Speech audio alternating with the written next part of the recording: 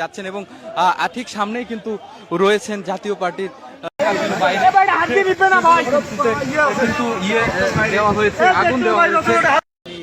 Chairman গোলাম মোহাম্মদ কাদের। তিনি কিন্তু আজ রংপুরে একটি বিয়ের দাওয়াত খেতে মূলত রংপুরে এসেছিলেন এবং রংপুরে আসার পরই কিন্তু আসার পর একটি সাংবাদিকদের সঙ্গে তিনি কথা বলেছেন দেশের বিভিন্ন বিষয় নিয়ে। ঠিক এর পরে কিন্তু রংপুরে জাতীয় পার্টির যে চেয়ারম্যান গোলাম পাচ্ছে যে জাতীয় পার্টি যারা নেতাকর্মী তাদের কিন্তু অবস্থান সেটি কিন্তু আমরা দেখতে পাচ্ছি।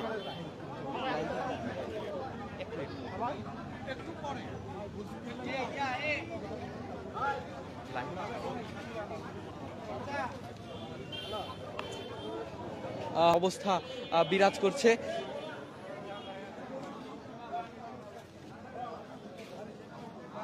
এবং নিশ্চয়ই আপনারা দেখছেন যে এই মুহূর্তে এখানে কিন্তু অবস্থান করছেন জাতীয় পার্টির যে কো চেয়ারম্যান রংপুর সিটি কর্পোরেশনের সাবেক মেয়র মোস্তাফিজার রহমান মোস্তফা সহ রংপুর জেলার যে